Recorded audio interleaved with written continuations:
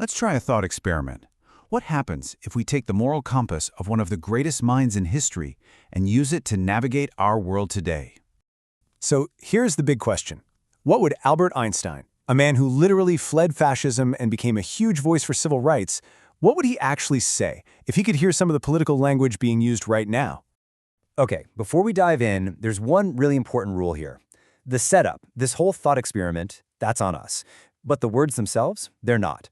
Every single quote we use, from Einstein and from our modern examples, is documented and verified. We're not putting words in anyone's mouth. We're just putting them side by side to see what happens. So, here's our game plan. First, we'll look at Einstein's powerful and maybe for some surprising stance on racism. Then, we'll break down a few examples of modern rhetoric. After that, we'll create a sort of reply through time, talk about why truth matters so much in all this, and then wrap up with a call to action inspired by Einstein's own life. You know, when we think of Einstein, it's usually E equals mc squared, right? The brilliant physicist. But he was also an incredibly passionate public figure who used his fame to take a stand. After escaping Nazi Germany, he saw the racial segregation in his new home, America, and he became one of its fiercest critics. And the context for this quote, it's just everything. It's 1946. He's speaking at Lincoln University, a historically black college, and he does not mince words. He called racism a disease of white people. Think about that. He wasn't putting the burden on the victims to solve it. He was placing the responsibility exactly where it belonged. And then he said, "I do not intend to be quiet about it." And he went even deeper in an essay called The Negro Question. He pointed out how America's great promise of equality really only seemed to be for men of white skins. He even said that the only way he could escape a personal feeling of complicity was by speaking out against it.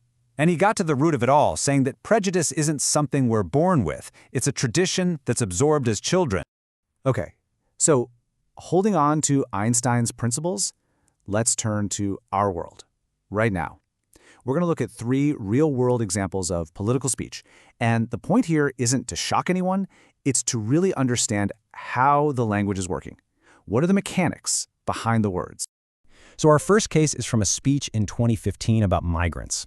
You can see how this language just tars an entire group of people with the same terrible brush. This is a classic example of what's called the rhetoric of collective guilt. And let's be really clear, this is more than just an insult. It's a specific political tool. It works by taking the supposed actions of a few individuals and then slapping that guilt onto millions of people. It's a textbook move to dehumanize a group and paint them as a threat. Now, for our second case. This one involves telling American citizens, we're talking members of Congress here, to go back to other countries.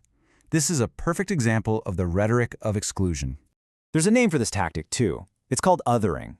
It's the process of saying that even if you have a passport, even if you were born here, you don't really belong because of your background. It's a direct attack on the whole idea of what it means to be an equal citizen. Our third case looks at the reaction to a neo-Nazi rally. The statement that there were very fine people on both sides, well, that's a textbook case of the rhetoric of false equivalence. And this tactic is incredibly damaging. Because when you put a violent, hateful ideology on the same moral level as those protesting against it, you're essentially normalizing extremism. You're treating it like it's just another opinion in a debate, instead of what it is, an attack on human dignity. All right, so now let's bring Albert Einstein back into the room. How would his very clear principles stack up against these modern rhetorical strategies? Well, for the rhetoric of collective guilt and telling citizens they don't belong, Einstein's reply is crystal clear. He said equality can't be limited by skin color, period. And his idea of not being complicit means you have to speak up when you see people's very humanity being denied. Silence for him was just not an option. And what about false equivalence, that idea of fine people on both sides? Well, Einstein warned us that prejudice is something we learn, something absorbed from tradition.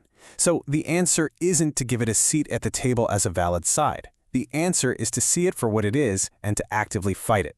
Now, before we wrap up, there's one last really crucial point to make about the tools we use in this struggle, and that's simply the power of truth. You've probably seen that famous Einstein quote online, the one that says it is easier to smash an atom than a prejudice. It sounds just like him, right? But the thing is, it's unverified.